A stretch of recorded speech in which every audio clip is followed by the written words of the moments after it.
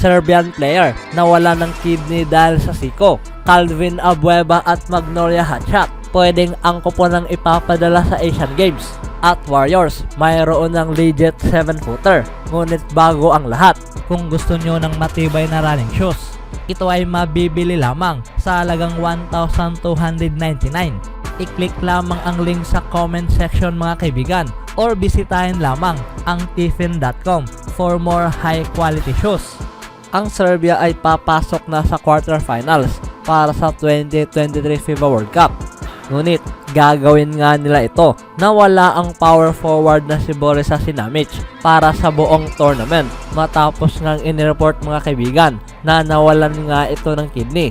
Si Simanic ay nagsuffered sa isang upper body injury sa panahong siya ay nasiko at tinamaan mula kay Noni Umut during sa laban kontra South Sudan. Itong si Umut ay gustong hanapin ang tamang lugar sa ilalim ng basket, ngunit sa hindi inaasahang pangyayari, nasiko nga niya itong si Simanic at nangyari na nga ang insidenteng ito. Si Simanic na siyang nakapaglaro lamang sa loob ng 2 minuto laban sa South Sudan ay kitang-kitang nasaktan at iniwan agad ang labang ito matapos ang pangyayari. Siya ay dinala agad sa hospital at sumailalim sa isang surgery sa parehong gabi. Ito ay napakalaking gulat para sa lahat at hindi nga raw nila inaasahan ang ganitong pangyayari. Hindi lamang ito masakit para sa kanila, kundi isa ring nakakagulat. Sila nga raw ay nagpapasalamat dahil nagtapos na ang surgery. Ito ang sinabi ng FIBA World Cup Serbia head coach mga kaibigan na si Svetlana Pesic, na siyang inisip mga kaibigan na ang parehong 2 kidney nitong ni Simanic ay ang naapektuhan.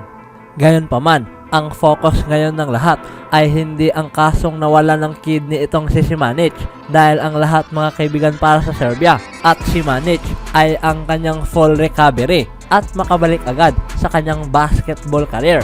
Sa ngayon, sila ay nakafocus sa kanyang fully recovery at sa kanyang kalusugan, habang ang Serbia naman mga kaibigan ay tanaw ngayon ang malalim na campaign sa FIBA World Cup. Dahil ang Serbia ay nakaschedule na makakaharap ang Philo-Euro powerhouse Lithuania na siyang tumalo sa Team USA. Ang Serbians ay nakuha ang 4 na panalo at isang pagkatalo sa tournament matapos nga silang tinalo ng Italy sa score na 78-76 sa second round. Speaking of World Cup, wala pang agreement ngayon mga kaibigan ang na-arrange sa pagitan ng Philippine Basketball Association or PBA at sa Samahang Basketball ng Pilipinas patungkol sa campaign mga kaibigan sa paparating na 19th Asian Games. Kabilang na nga rin dito ang suggestion mga kaibigan na ipadala ang core ng Magnolia team patungo sa Hangzhou, China.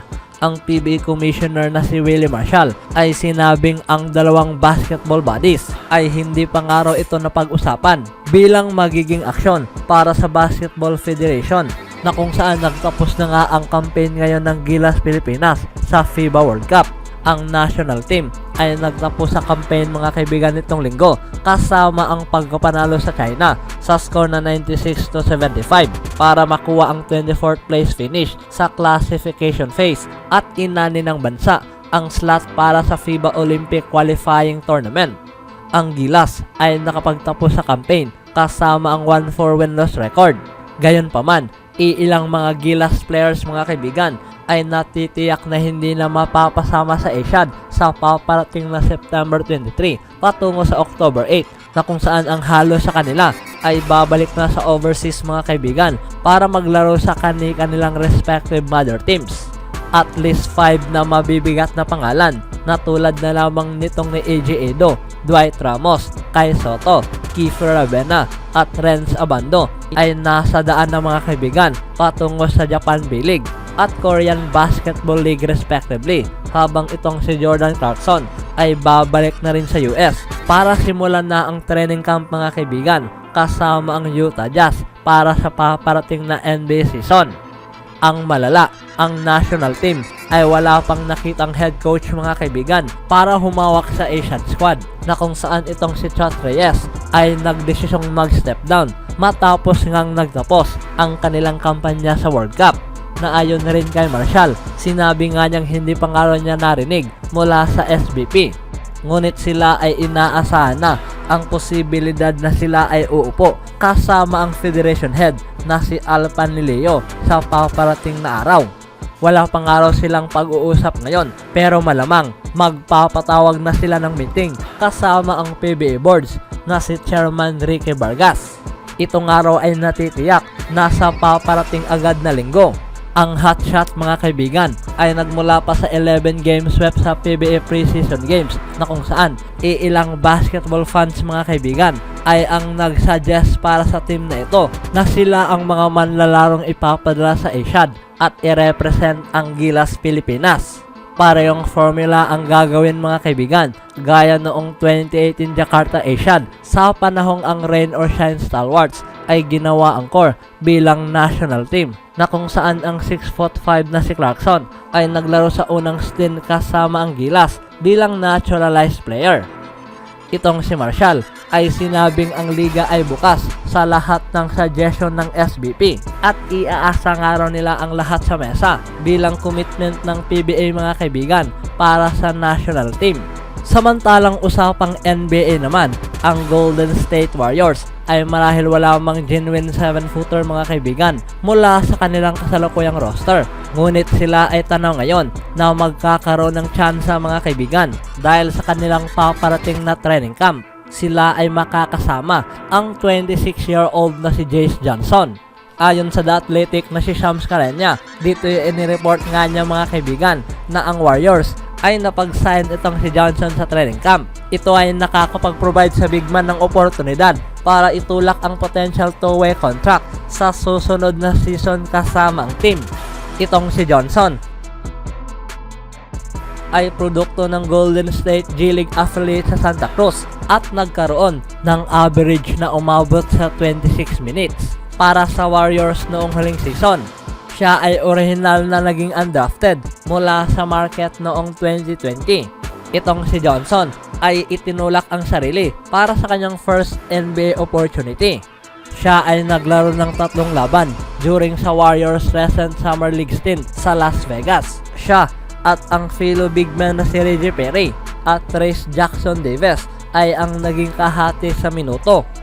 Si Johnson ay ang naging leading rebounder sa G League last season na kung saan nakakapag-average nga ito ng monstrous 13.6 rebounds per game. Siya rin ay dumagdag ng 9.4 points sa kanyang 58.3% shooting mula sa field. Kasama na nga rin dito ang 1.3 blocks at nakapag-recorded ng healthy plus-minus mga kaibigan para sa kanyang plus 3.4.